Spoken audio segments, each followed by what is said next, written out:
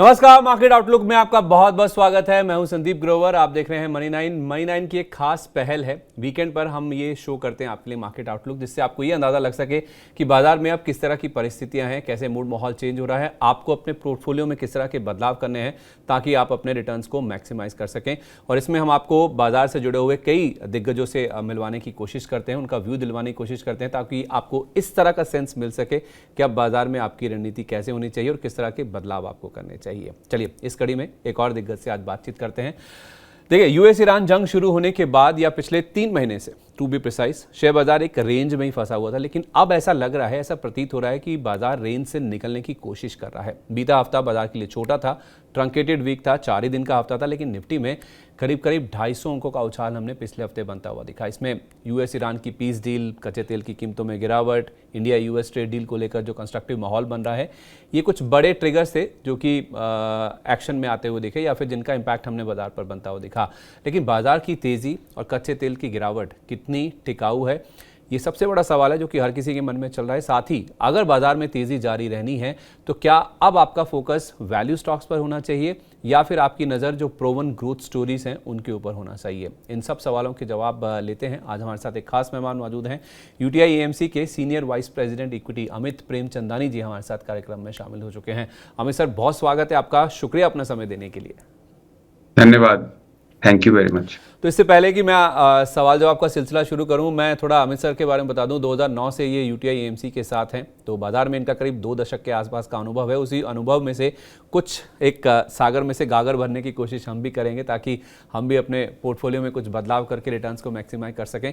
तो मैं आपको बता दूं कि अमित सर यूटीआई में UTI value fund, UTI ELSS fund, dividend yield fund, banking and financial services fund और कंजर्वेटिव हाइब्रिड फंड मैनेज करते हैं। इससे पहले भी ये पीयरलेस फाइनेंस, जेपी मॉर्गन और डॉयच सिक्योरिटीज जैसी जो प्रेस्टिजियस ऑर्गेनाइजेशंस हैं उनके साथ भी कामकाज कर चुके हैं। तो लंबा अनुभव है, उस अनुभव में से कुछ छोटी छोटी चीज़ें हम भी आज बटोरने की कोशिश करते हैं।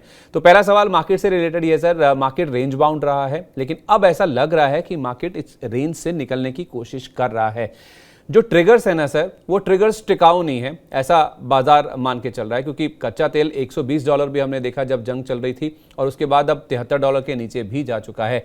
क्या मान के चलें सर, कच्चे तेल में जो होना था या फिर इस यूएस ईरान जंग को लेकर जो बैड न्यूज़ थी या फिर जितना भी नेगेटिव इंपैक्ट आना था वो हो चुका है, अब बाजार यहाँ से डिसाइसिवली ऊपर की ओर ही चलेगा?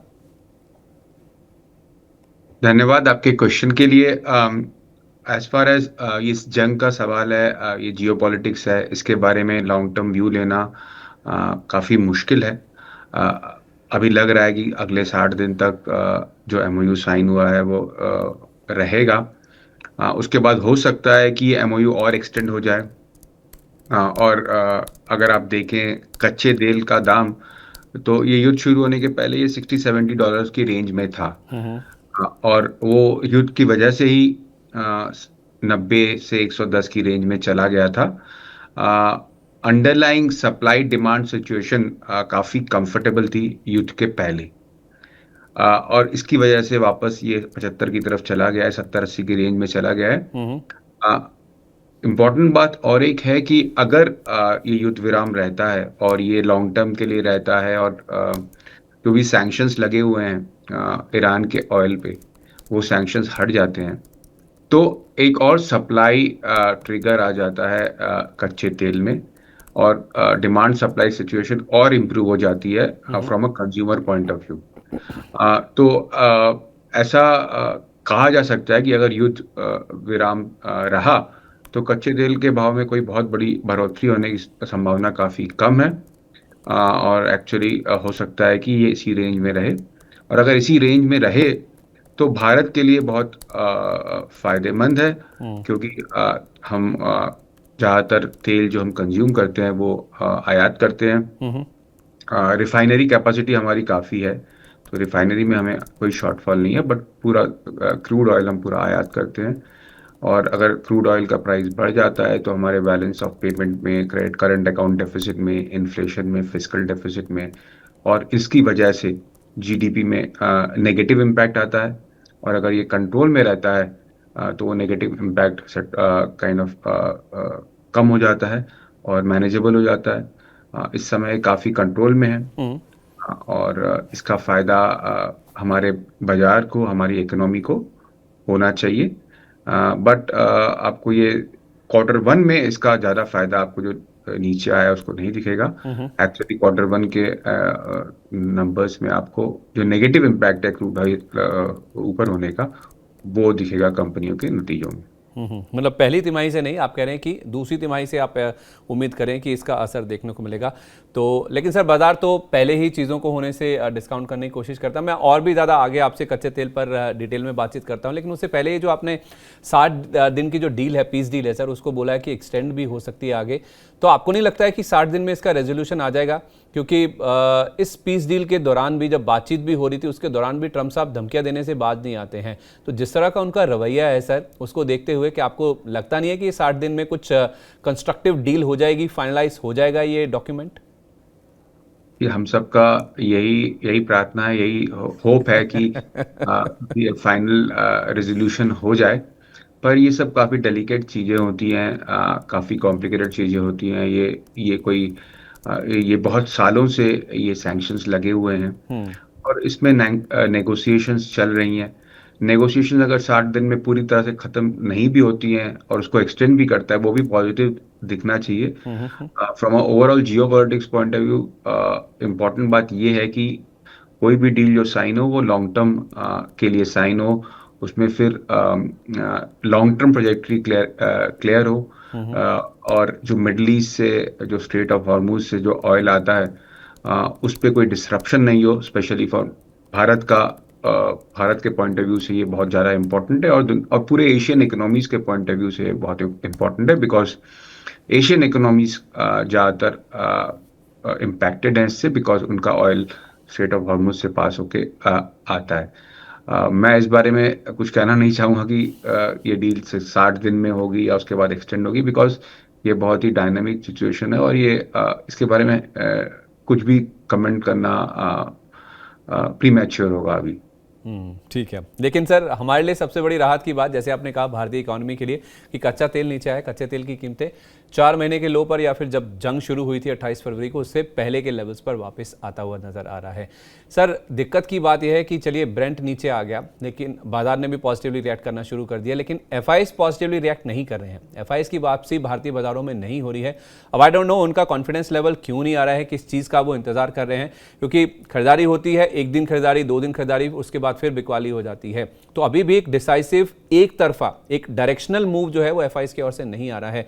आपके हिसाब से सर एफआईएस का जो कॉन्फिडेंस है कहां लैग कर रहा है, और उनकी भारतीय बाजारों में वापसी होने का या फिर बड़ा पैसा आने में क्या फैक्टर्स क्रूशल हैं?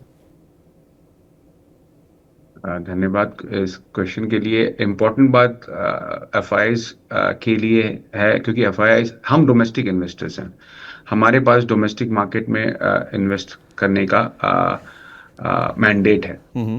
एफआईआईज के मैंडेट है। एफआईआईज अलग अलग तरह के होते हैं, कोई इमर्जिंग मार्केट ड्रिवन होते हैं, कोई इंडिया स्पेसिफिक होते हैं, कोई ग्लोबल मार्केट्स ड्रिवन होते हैं। उनके पास हर जगह इन्वेस्ट करने का ज़्यादातर एफआईओ का मैंडेट है, या इमर्जिंग मार्केट में भी कई मार्केट्स हैं जहाँ पे वो इन्वेस्ट कर सकते हैं। तो एज ए इन्वेस्टर वो देखते हैं कि वैल्यूएशन कहाँ कंफर्टेबल है। 2024 में भारत का वैल्यूएशन दूसरी इमर्जिंग मार्केट से ऑलमोस्ट 90 to 100% प्रीमियम पे चला गया था। 2 साल से हम टाइम करेक्ट हो रहे हैं, थोड़ा बहुत प्राइस करेक्शन भी हुआ है, बट ब्रॉडली अगर आप देखें दूसरी इमर्जिंग मार्केट में काफ़ी बढ़ोतरी हुई है, जबकि भारत में लगभग फ्लैटिश मार्केट रहा है, जिसकी वजह से जो प्रीमियम है वो कम होकर करीब 60% के आसपास आ गया है। लॉन्ग टर्म प्रीमियम करीब भारत का 50% रहा है। सो ऐसा नहीं है कि भारत बहुत सस्ता हो गया है। दूसरा, हमारा जो अर्निंग ग्रोथ था 2020 से 24 तक, अगर आप देखें निफ्टी का ईपीएस ग्रोथ करीब करीब 16% था, और 2024 से 26 अगर आप देखें तो निफ्टी का ईपीएस ग्रोथ, निफ्टी 50 का करीब करीब 4 से 5% था। तो अगर हमारा प्रॉफिट ग्रोथ में काफ़ी स्लो डाउन हुआ है, जिसकी, और at the same time because of artificial intelligence linked theme, काफ़ी इमर्जिंग मार्केट्स में प्रॉफिट ग्रोथ में काफ़ी इजाफा हुआ है, काफ़ी ग्लोबल मार्केट में प्रॉफिट ग्रोथ में इंक्रीज हुआ है। जहाँ जहाँ एआई सप्लाई चेन से लिंकेज है, जहाँ जहाँ एआई सप्लाई चेन के प्रॉफिट पूल बैठे हैं, फॉर एग्जांपल ताइवान हो, कोरिया हो, और इवन यूएस के जो top AI linked semiconductor companies है, उनका भी प्रॉफिट ग्रोथ देखे तो काफी अच्छा रहा है। तो वहां पे एफ आई के हिसाब से अगर अर्निंग ग्रोथ, वो अर्निंग ग्रोथ पे फोकस करेंगे और वैल्यूएशन पे फोकस करेंगे। अगर हमारा अर्निंग ग्रोथ रिवाइव हो जाएगा FY 27 में, तो आप देख सकते हैं कि हो सकता है कि एफ वापस आए, बिकॉज वैल्यूएशन जो एक कंसर्न था 2024 में, वो अभी एक बहुत बड़ा कंसर्न नहीं है, because large cap index Nifty हमारा करीब करीब 18 टाइम पे ट्रेड कर रहा है, जो कि बहुत महंगा नहीं है, करीब close to long term averages है। अच्छा, मतलब अर्निंग्स ग्रोथ में सुधार होना बहुत इंपॉर्टेंट है। आपने एआई को टच किया सर, तो एआई की जो रेस है या फिर एआई ड्रिवन जहाँ जहाँ प्रॉफिट्स बन रहे हैं या फिर अर्निंग्स आ रही हैं, वहाँ को एफआईज ने चेस किया। मैं आपकी बात से सहमत हूँ, ठीक है, कि एफआईज भारत से पैसा निकाल के कोरिया में जा रहे हैं, ताइवान में जा रहे हैं, यूएस में जा रहे हैं, जहाँ पे उनको बेटर रिटर्न मिल रहा है या फिर जहाँ पर एआई से जुड़ी हुई स्टोरीज चल रही हैं। क्या भारत सर पिछड़ गया है एआई में, लैग कर गए, या फिर हम बहुत पीछे रह गए हैं? तो एआई से रिलेटेड जब तक कुछ मामला अच्छा नहीं देखने को मिलता या फिर ग्रोथ अच्छी नहीं आती है इंडियन मार्केट्स में भी, तब तक एफआईएस नहीं लौटेंगे। ट्रिगर पॉइंट क्या होगा सर? वो जो एक पिवट होगा वो कैसे होगा, मतलब उनकी वापसी कैसे होगी इंडियन मार्केट्स में? आज की तारीख में ट्रिगर पॉइंट प्रेडिक्ट करना मुश्किल है, but from a fundamental point of view earning growth एक ट्रिगर पॉइंट होना चाहिए। अगर अर्निंग ग्रोथ आ जाएगा तो वो जो डिस्कम्फर्ट है वैल्यूएशन से, जो मिसमैच है वैल्यूएशन और अर्निंग ग्रोथ का, वो दूर हो जाएगा। और फाइनली अगर अर्निंग ग्रोथ आ जाएगी तो एफआईआई को भी भारत में आना चाहिए। इन टर्म्स ऑफ आर्टिफिशियल इंटेलिजेंस, मैं ये कहूँगा कि सेमीकंडक्टर या उस सप्लाई चेन में भारत का अभी तक कोई योगदान नहीं है। और initial phase of artificial intelligence में आप देख रहे हैं कि एलएलएम मॉडल्स बनाए जा रहे हैं। उसमें जो रॉ मटेरियल यूज होते हैं वो ज़्यादातर ताइवान और कोरिया से आ रहे हैं, या अमेरिका में बन रहे हैं, या जापान से आ रहे हैं। उस सप्लाई चेन में भारत का योगदान नहीं है। जब आगे चल के आर्टिफिशियल इंटेलिजेंस का जो इम्प्लीमेंटेशन होगा ग्लोबल कंपनीज में, as of now implementation phase में वो काफ़ी अभी भी बड़ी बड़ी कंपनीज ने उस आर्टिफिशियल इंटेलिजेंस को अपने सिस्टम्स में इंटीग्रेट नहीं किया, इम्प्लीमेंट नहीं किया। जब जब इम्प्लीमेंटेशन वाले सॉल्यूशंस आएंगे, तब हमारी आईटी सर्विसेज कंपनीज का योगदान आर्टिफिशियल इंटेलिजेंस के वैल्यू चेन में आएगा। डेटा सेंटर्स जब और बनेंगे, बिकॉज आपने देखा है सरकार ने भी डेटा सेंटर पे बहुत काम किया है, बहुत प्लान्स जारी किए हैं, टैक्स रिबेट दिया है। तो आप देखेंगे जब डेटा सेंटर्स में भी आर्टिफिशियल इंटेलिजेंस के जो सप्लाई चेन है उसमें डेटा सेंटर में हम पार्टिसिपेट करेंगे। सेमीकंडक्टर पॉलिसी भी हमने बनाई है, बट वो काफ़ी अर्ली स्टेज में है in terms of implementation, as well as कैसे भारत उसमें योगदान कर सकता है। तो हम डेटा सेंटर और आईटी सर्विसेज के थ्रू इस वैल्यू चेन में पार्टिसिपेट करेंगे। चिप मैन्युफैक्चरिंग में अभी भी ताइवान, जापान या कोरिया हमसे काफ़ी आगे।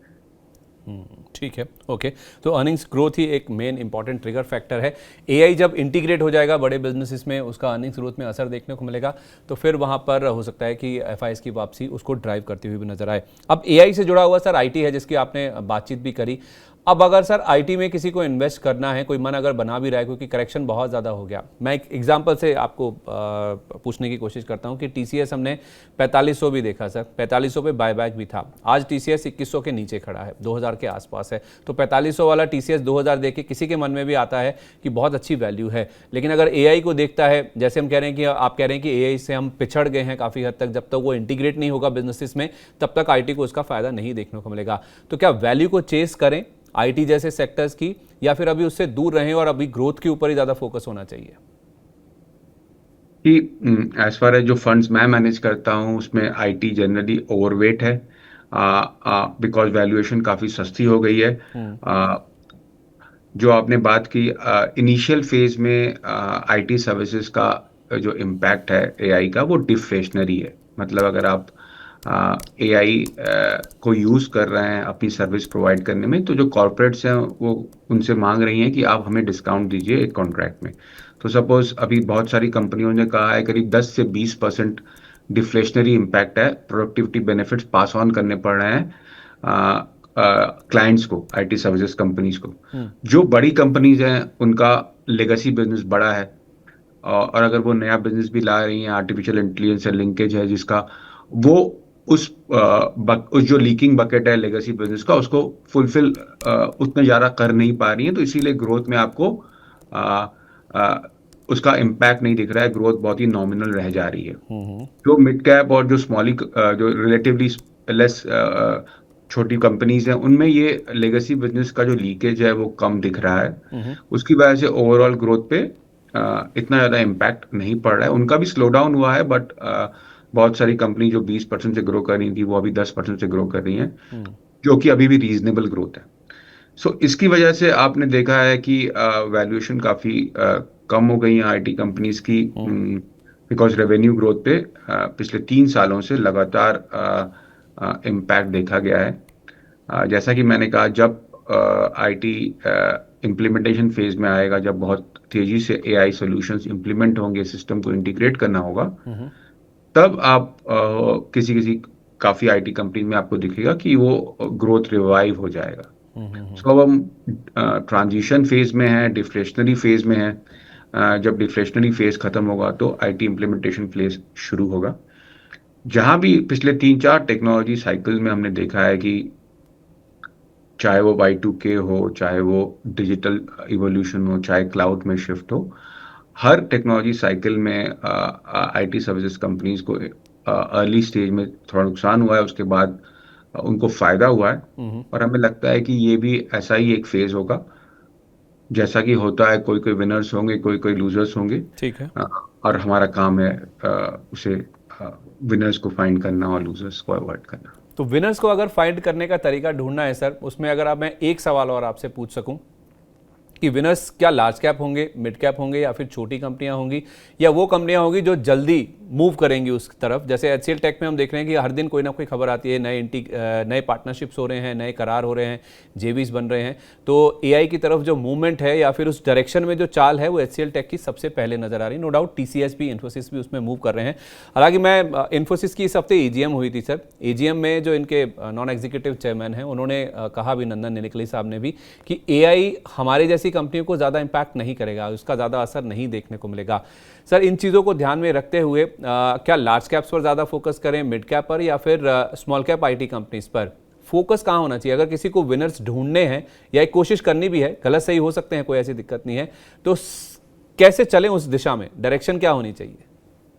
तो एक लीडिंग इंडिकेटर जो हम देखते हैं इन टर्म्स ऑफ किस दिशा में कंपनीज हो रही हैं, चल रही हैं, वो है डील विंस। कौन सी कंपनी का डील विन स्ट्रांग है, नई डील में पार्टिसिपेट कर रहे हैं, बिकॉज फ्यूचर ग्रोथ आपकी डील विन से ही आता है। तो ये एक सबसे ज़्यादा इम्पोर्टेंट लीड इंडिकेटर है डायरेक्शन तय करने का आईटी कंपनीज का। दूसरा है कि जब आप डिफ्लेशनरी इम्पैक्ट कम होगा आईटी सर्विसेज कंपनीज में, उस समय कौन कंपनीज की valuation difference between large cap and mid cap valuation कैसी है। अगर बहुत ज़्यादा डिफरेंस है लार्ज कैप और मिड कैप में, तो वैल्यूएशन ही आपको एक अच्छा रिटर्न दे सकता है, वैल्यूएशन कंफर्ट भी एक अच्छा रिटर्न दे सकता है। और अगर वैल्यूएशन में कोई बहुत ज़्यादा फर्क नहीं है, तो आप मिड कैप कंपनीज जिसमें ज़्यादा ग्रोथ दिख रही है, उसमें ज़्यादा पार्टिसिपेट करने का डिसीजन ले सकते हैं। बट एज ऑफ नाउ अगर आप देखें, पिछले 3 महीने में लार्ज कैप आईटी में बहुत ज़्यादा करेक्शन आई है, मेगा कैप आईटी में बहुत ज़्यादा करेक्शन आई है। और जो डिफरेंस है mega cap and mid cap में और रिलेटिवली लार्ज कैप में, उसमें बहुत बड़ा डिफरेंस आ गया, करीब 30 से 50% वैल्यूएशन में डिफरेंस है, जो कि हमें नहीं लगता कि बहुत ज़्यादा सस्टेनेबल है अगर ऐसा एनवायरनमेंट रहा। फ्री कैश फ्लो यील्ड बहुत सारी मेगा कैप कंपनीज का, डिविडेंड यील्ड बहुत सारी मेगा कैप कंपनीज का 6 से 7% हो गया है। प्राइस टू अर्निंग करीब करीब 12 से 14 टाइम पे ट्रेड कर रही हैं। और ये सब इंडिकेट करता है कि वैल्यूएशन काफ़ी कंफर्टेबल हो गया है अभी लार्ज कैप आईटीज में भी। आ, अभी भी हमें लगता है कि मिड कैप आईटी में ग्रोथ ज़्यादा रहेगा, पर एक नुआंस है कि वैल्यूएशन गैप कितना बड़ा है मिड कैप और लार्ज कैप में, उसको भी आपको कंसिडर करना पड़ेगा। बिल्कुल, तो लार्ज कैप और मिड कैप पर ज़्यादा फोकस करें। अच्छी ग्रोथ वाली जो मिड कैप आईटी कंपनीज हैं वहाँ पर ध्यान रखें, और जहाँ पे करेक्शन काफ़ी ज़्यादा हो चुका है लार्ज कैप स्पेस में स्पेशली, वहाँ पर भी आप कुछ अच्छे आइडियाज़ या फिर विनर्स आइडेंटिफाई करके चल सकते हैं। एक हो गया आईटी सर, वैल्यू की बात होगी। अब ग्रोथ अगर आ रही है सर वो एआई से रिलेटेड या फिर डेटा सेंटर से रिलेटेड आ रही है, क्या इन थीम्स पर भी फोकस होना चाहिए, इनका भी पोर्टफोलियो में हिस्सा होना चाहिए? अगर हाँ तो कितने percentage as a percentage of your portfolio size? India में एआई थीम को में पार्टिसिपेट करने के बहुत ही लिमिटेड अपॉर्चुनिटीज हैं। So from a Indian investor point of view, power और पावर इक्विपमेंट एक सेक्टर है जहां पे एआई का इम्पैक्ट आ सकता है, बिकॉज पावर कंजम्पशन बहुत बढ़ जाती है जब आप डेटा सेंटर्स स्टैब्लिश करते हो, जब आर्टिफिशियल इंटेलिजेंस को यूज करते हो तो पावर कंजम्पशन बढ़ जाती है। पर ये लॉन्ग टर्म थीम है। वैल्यूएशन अभी काफी बढ़ चुकी है इस थीम के जो पार्टिसिपेट कर रहे हैं उनकी। मेटल एक ऐसा सेक्टर है जिसमें भी जिसका जो हो सकता है, specially copper and aluminium AI theme से आप लिंक कर सकते हैं, पार्टिसिपेट कर सकते हैं, बिकॉज कंजम्पशन ऑफ मेटल बढ़ेगा अगर एआई का प्रचलन बढ़ेगा। डायरेक्ट एआई प्ले जैसे हम अमेरिका या जापान या ताइवान में देखते हैं, वैसा कोई एआई डायरेक्ट प्ले इंडिया में अभी तक नहीं है। और डेटा सेंटर? लिस्टेड कंपनीज काफी लिमिटेड हैं जिसमें डेटा सेंटर का थीम आप प्ले कर सकते हैं। प्लस डेटा सेंटर का आईआरआर बहुत ज्यादा नहीं होता या आरओई बहुत ज्यादा नहीं होती। ग्रोथ काफी ज्यादा होगी डेटा सेंटर्स में, पर उनकी आईआरआर या आरओई 15 से 20% होगी। तो वो एक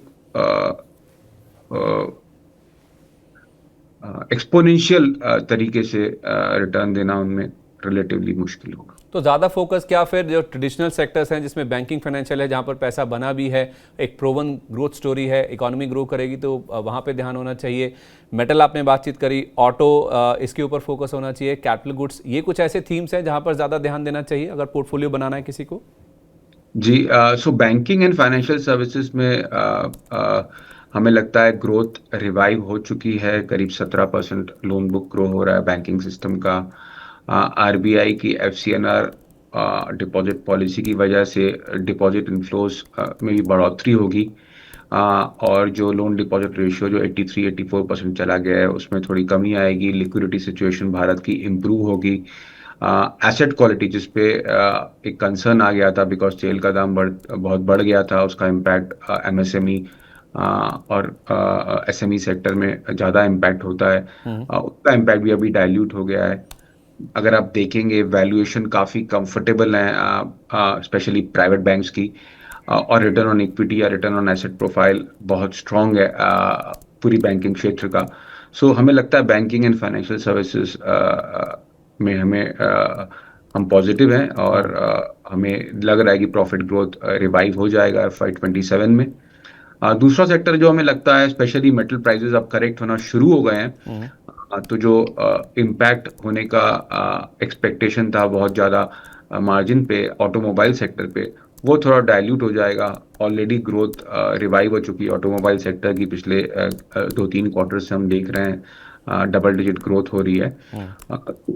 पर उसमें एक ओवरहैंग आ गया था कच्चे तेल के दाम बढ़ने का और उसके बाद मेटल प्राइसेस बढ़ने का।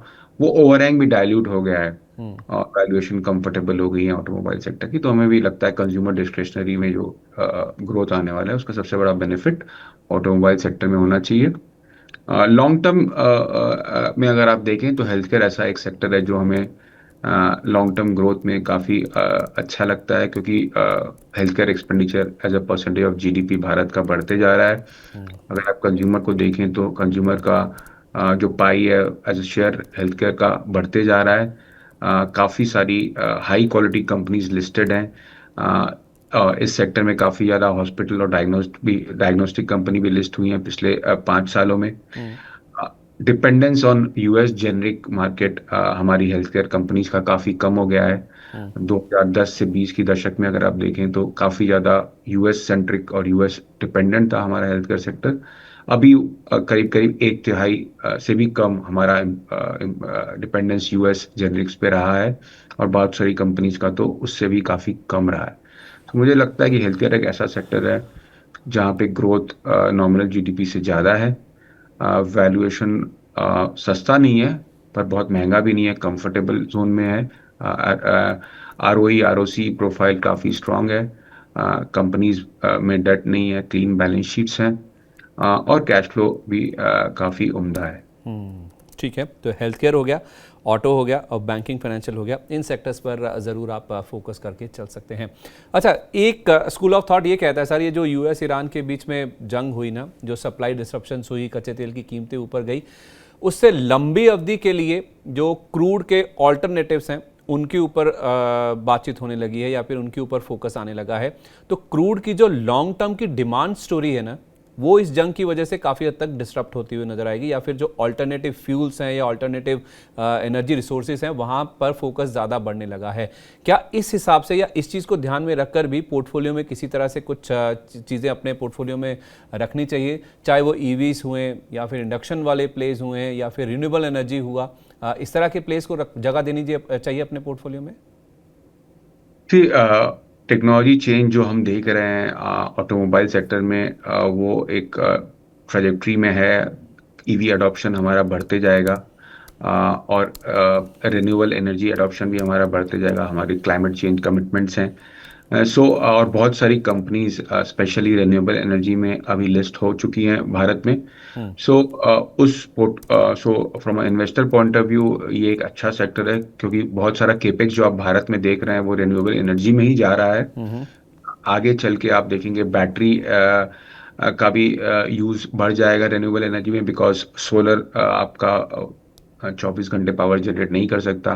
आपको अगर 24 घंटे पावर और राउंड द क्लॉक पावर देना है जी। तो आपको सोलर को थर्मल के साथ या विंड के साथ या बैटरी के साथ मर्ज करके देना पड़ता है। और ऐसी ऐसी और इसीलिए आप देखेंगे रिन्यूएबल पावर का जैसे जैसे ग्रोथ बढ़ते जाएगा, बैटरी एज अ सिस्टम का भी ग्रोथ बढ़ते जाएगा और विंड एनर्जी का भी ग्रोथ बढ़ते जाएगा। रिन्यूएबल में मतलब मैं सोलर की बात कर रहा था। सो जो आपने कहा, रिन्यूएबल एनर्जी क्लियरली एक थीम है जो कि लॉन्ग टर्म पॉजिटिव है। जस्ट दैट जो मार्जिन प्रोफाइल है हमारे रिन्यूएबल कंपनीज की, वो थोड़ी सस्टेनेबल नहीं है, क्योंकि चाइना सबसे बड़ा सप्लायर है मॉड्यूल का या पूरे सोलर सप्लाई चेन का। वहाँ पे ओवर कैपेसिटी है और मार्जिन वहाँ बहुत कम है। तो उसका इम्पैक्ट फाइनली भारत के कंपनीज की मार्जिन में भी दिखना चाहिए on a long term. Sir, 2-4 दिन बचे हैं जब ये क्वार्टर ख़त्म हो जाएगा। ये क्वार्टर बहुत इंपॉर्टेंट था इस लिहाज से कि 28 फरवरी को जंग शुरू हुई, तो पिछले क्वार्टर में सर एक ही महीना जंग का इम्पैक्ट या फिर क्रूड के प्राइजेस का इम्पैक्ट दिखा था। अब अगर आप तिमाही की बात करें तो ऑलमोस्ट 2 महीने ऐसे हैं जो कि इस जंग की भेंट चढ़ गई या फिर उनका इम्पैक्ट हमने देखा है। तो एज अ फंड मैनेजर इस तिमाही के जब नतीजे आएंगे तो उसको आप किस लेंस से देखेंगे, किस एंगल से देखेंगे? नतीजे खराब आएंगे, काफ़ी जगह आपको मार्जिन प्रेशर दिखेगा, कच्चे तेल की कीमतों की बढ़ी हुई कीमतों का असर देखने को मिलेगा। तो वहाँ से अब आप नतीजों पर ज़्यादा फोकस करेंगे या फिर मैनेजमेंट की कमेंट्री कि आगे की जो स्थिति है, जो आगे का जो आउटलुक पेंट किया जाता है, उस पर ज़्यादा नज़र रखनी चाहिए? एक निवेशक जब इन नंबर्स को देखे, जब नंबर्स आने शुरू हो जाएंगे, तो क्या फोकस होना चाहिए, क्या इंपॉर्टेंट है जो कि देखना ज़रूरी है इस बार? कि एक क्वार्टर के मार्जिन का इम्पैक्ट को नज़रअंदाज करना चाहिए, उसको वन ऑफ एक्स्ट्राऑर्डिनरी मानना चाहिए। बिकॉज एक इन्वेस्टर ये एज्यूम नहीं कर सकता कि युद्ध की स्थिति परपेचुअली रहेगी। हमारा तो होप यही है कि ये जो युद्ध विराम है वो कंटिन्यूअस रहेगा, और अगर ऐसा रहेगा और तेल का दाम $60 से $80 के बीच में रहेगा, वैसा अजम्पशन लेके हमको इवैल्यूएट करना पड़ेगा कि अब बाकी जो FY 27 या 28 की अर्निंग है उस पर क्या इम्पैक्ट है, उस पर पॉजिटिव या नेगेटिव एक्सपेक्टेशन से ज़्यादा कंपनीज डिलीवर करेंगी, एक्सपेक्टेशन से कम डिलीवर करेंगी, या ग्रोथ आएगा कि नहीं। इस 3 माही के नतीजे पे ज़्यादा फोकस नहीं रहेगा। बहुत सारे सेक्टर्स है जो इम्पैक्ट नहीं होंगे बिकॉज ऑफ टेल, जैसे बैंकिंग एंड फाइनेंशियल सर्विसेज में बहुत बड़ा इम्पैक्ट नहीं आने वाला फर्स्ट क्वार्टर में। आईटी सर्विसेज में भी अ, तेल की दाम और कमोडिटी प्राइसेस का इम्पैक्ट नहीं दिखने वाला। आपको जो सबसे जो सेक्टर जो सबसे ज्यादा एक्सपोज्ड है इससे, वो है एयरलाइन, सीमेंट, एफएमसीजी कंपनीज, जहां पे आपको इसका इम्पैक्ट दिखेगा। बट अगेन, जैसा कि मैंने कहा, ये वन ऑफ है, एक क्वार्टर का इम्पैक्ट है, इसे मार्केट को एक्स्ट्रा ऑर्डिनरी मार्केट इग्नोर करेगा। ठीक है, तो ये एक्स्ट्रा ऑर्डिनरी क्वार्टर है, इसके ऊपर ज़्यादा फोकस नहीं होगा, फोकस होगा आने वाली तिमाहियों में। फिर ये जो कच्चे तेल की कीमतें नीचे आई हैं, जब इसका पॉजिटिव इम्पैक्ट देखने को मिलेगा, उसके ऊपर ज़्यादा फोकस होना चाहिए। पोर्टफोलियो में सर बैलेंसिंग के लिहाज से या फिर कोई रिव्यू करने की ज़रूरत, अगर किसी के पास पहले से पोर्टफोलियो बना हुआ है, कोई बदलाव करने की ज़रूरत, स्पेशली पिछले 1-2 हफ्ते में जिस तरह से चीज़ें पैन आउट हुई हैं, पीस डील हुई है, यूएस ईरान के बीच में जो बातचीत हुई है, कच्चा तेल नीचे आया, और स्पेशली जो हमारी यूएस के साथ ट्रेड डील को लेकर बातचीत चल रही है, जो कि फाइनल लैप में पहुंच गई है, ऐसा कॉमर्स मिनिस्ट्री के हवाले से खबरें आ रही हैं। तो इन चीज़ों को ध्यान में रखते हुए, और 15 जुलाई से हमारा यूके के साथ भी एफटीए लागू हो जाएगा, इन सब चीज़ों को ध्यान में रखते हुए पोर्टफोलियो में कोई बदलाव करने की, कोई रीबैलेंसिंग करने की जरूरत? लॉन्ग टर्म में बहुत ज़्यादा बदलाव करने की ज़रूरत नहीं है, बट अगर आप ट्रेजेक्टरी देखें तो युद्ध विराम के पहले करेंसी में हमारा प्रेशर था, जब तक आरबीआई ने इंटरवेन नहीं किया था, तो export oriented sectors relatively out perform कर रहे थे और domestic oriented sectors under perform कर रहे थे। हमें लगता है उसमें थोड़ा रिवर्सल आना चाहिए, और डोमेस्टिक इकोनॉमी पे फोकस आना चाहिए, ग्रोथ पे फोकस आना चाहिए। और हमें लगता है कि रिलेटिवली एक्सपोर्ट ओरिएंटेड सेक्टर से ज़्यादा कंज्यूमर और डोमेस्टिक ओरिएंटेड सेक्टर्स में ग्रोथ ज़्यादा होनी चाहिए। इसके अलावा हमें लगता है लार्ज कैप की वैल्यूएशन काफ़ी कंफर्टेबल हो गई है अभी, और अगर किसी का allocation relatively mid and small cap में ज़्यादा है as compare to large cap, तो उन्हें थोड़ा एलोकेशन लार्ज कैप की तरफ शिफ्ट करना चाहिए। तीसरी बात एसेट एलोकेशन मॉडल की। हमारा एसेट एलोकेशन मॉडल पिछले कुछ हफ्तों से कह रहा है कि करीब 70% एलोकेशन इक्विटी में होना चाहिए from asset allocation point of view. जैसे जैसे वैल्यूएशन बढ़ती है, वो मॉडल अपनी एलोकेशन कम कर देता है। वैल्यूएशन काफ़ी कंफर्टेबल हो गई थी, इसलिए उसने अपनी एलोकेशन इक्विटी में बढ़ा दी। हमारे जो asset allocation model driven funds हैं, वो अपना एलोकेशन इक्विटी में बढ़ाए, इसकी वजह से उन्होंने बढ़ाया। तो एक इन्वेस्टर को भी उसको नज़र में रखना चाहिए। जब आप कह रहे हैं कि लार्ज कैप्स पर थोड़ा फोकस बढ़ना चाहिए as compare to mid cap small cap, अगर आपका exposure mid cap small cap में ज़्यादा है, तो थोड़ा एक्सपोजर वापस आप लार्ज कैप्स पे ले आइए। क्या इन अ वे यू आर इंडिकेटिंग कि लार्ज कैप, स्मॉल कैप और मिड कैप में रनअप काफ़ी ज़्यादा हो चुका है, कहीं कहीं वैल्यूएशन स्ट्रेच भी हो गए हैं, कहीं अलार्मिंग भी सिचुएशन हो गई है? वो बहुत ही स्टॉक स्पेसिफिक है, लेकिन आप अगर पिछले 2 साल में देखेंगे तो एक्चुअली मिड कैप की अर्निंग लार्ज कैप से बेटर रही है। और लार्ज कैप में एक्चुअली अर्निंग में थोड़ा बहुत प्रेशर देखा गया है, और जो कि हमने एक सेक्टर, आईटी सर्विसेज एक सेक्टर है जिसमें हमने देखा है specially large cap under perform किया है in terms of earning mid caps. But हमें लगता है कि अर्निंग रिवाइवल अभी लार्ज कैप में भी आना चाहिए। बैंकिंग एंड फाइनेंशियल सेक्टर एक बहुत बड़ा सेक्टर है, बैंक्स एक बहुत बड़ा कंपोनेंट है प्रॉफिट्स का निफ्टी के। और हमें लगता है कि लार्ज कैप प्राइवेट बैंक्स में अर्निंग रिवाइवल आने की बहुत संभावना है अगले साल, जिसकी वजह से लार्ज कैप में भी अर्निंग ग्रोथ आपको देखने मिलेगी। और जो गैप है लार्ज कैप और मिड कैप के अर्निंग ग्रोथ का, वो काफ़ी हद तक कम हो जाएगा। और वैल्यूएशन में जो बहुत बड़ा गैप आ गया है बिकॉज ऑफ अर्निंग डिफरेंशियल, वो भी थोड़ा कम होना चाहिए इसकी वजह से। ठीक है, ओके। एक आखिरी सवाल आपसे सर, पोर्टफोलियो बैलेंसिंग या फिर रिव्यू की जब हम बात कर रहे हैं, तो इसमें गोल्ड सिल्वर का कितना पोर्शन होना चाहिए? क्या गोल्ड सिल्वर का रेलेवेंस है भी या नहीं अब, क्योंकि अब कोई ज़्यादा बातचीत भी नहीं कर रहा है, क्योंकि इतनी ज़्यादा करेक्शन के बाद सिल्वर आप देखिए कहाँ $58 के भी नीचे आ गई, कहाँ आप 4 साल की सबसे बड़ी गिरावट देख रहे हैं। ये जो 2026 का आप पूरा ईयर अगर आप देखेंगे, सोना भी ऑलमोस्ट 6-7 महीने के लो पर आ गया है, तब भी कोई बहुत ज़्यादा इंटरेस्ट नहीं देखने को मिल रहा है। कुछ बड़ा हुआ है ऐसा, या फिर केवल सेंट्रल बैंक से जो कि इस प्राइजेस को ड्राइव कर रहे थे, ऐसा क्या बदल गया सर? और अब क्या व्यू होना चाहिए पोर्टफोलियो में? क्या गोल्ड सिल्वर की जगह होनी भी चाहिए? अगर हाँ, तो as a percentage of portfolio कितना? ये एक इंडिविजुअल की कितनी रिस्क एपेटाइट है उसके हिसाब से, उसके मुताबिक तय होना चाहिए। सोना या सिल्वर में कोई cash flow, they are not, वो कैश फ्लो जनरेट नहीं करते एज ए इन्वेस्टर आपके लिए। सोने का सेंट्रल बैंक, सोना एक स्टोर ऑफ वैल्यू है, और central banks have been buying, सोना खरीद रहे हैं अपने फॉरेन एक्सचेंज रिजर्व्स में। आप अगर देखेंगे एशियन सेंट्रल बैंक्स, उनका foreign reserve as a percentage in terms of mix, gold का मिक्स बढ़ते गया है और डॉलर का मिक्स थोड़ा कम हुआ है। तो एक नेचुरल बायर क्रिएट हुआ था, एंड बिकॉज ये स्टोर ऑफ वैल्यू माना जाता है, तो इसकी वजह से डिमांड क्रिएट हुई थी गोल्ड में। और हमें नहीं लगता कि ऐसा कोई बहुत बड़ा चेंज हुआ है ये इस ट्रेंड में। एज फार एज सिल्वर की बात कहें, तो वो एक इंडस्ट्रियल कमोडिटी है, it is not a store of value. और ऐसे बाइंग फ्रेंजी हमने पिछले 2-3 दशक में करीब 2-3 बार देखे हैं। इंडस्ट्रियल कमोडिटीज़ का अगर प्राइस बहुत बढ़ जाता है, तो उसका ऑल्टरनेट फाइंड करना शुरू कर देते हैं जो यूजर्स हैं उस इंडस्ट्रियल कमोडिटीज़ के, बिकॉज रेम्यूनरेटिव नहीं रहता उसको यूज़ करना।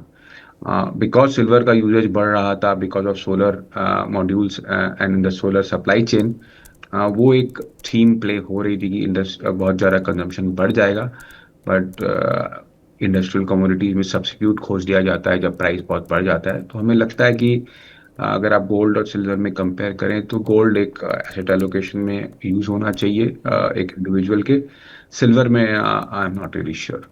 ठीक है, तो पोर्टफोलियो में बैलेंसिंग के हिसाब से गोल्ड का ज़रूर कुछ पोर्शन होना चाहिए, डिपेंडिंग अपॉन आपका जो रिस्क प्रोफाइल है उसके हिसाब से। लेकिन चांदी अगर आप इग्नोर भी करें तो कोई ऐसी कोई बड़ी बात नहीं, क्योंकि इंडस्ट्रियल कमोडिटी है, ये इंडस्ट्रियल यूज़ काफ़ी ज़्यादा है। तो सोने को ज़रूर आप बैलेंसिंग के हिसाब से अपने पोर्टफोलियो में रखें। चांदी को चाहें तो इग्नोर भी कर सकते हैं, लेकिन लार्ज कैप्स पर फोकस बहुत ज़रूरी है। बहुत शुक्रिया अमित सर, टाइम कम है, मेरे पास सवाल तो और भी बहुत ज़्यादा है पूछने के लिए। बड़ा अच्छा लगा आपसे बातचीत करें, काफ़ी कुछ सीखने को मिला।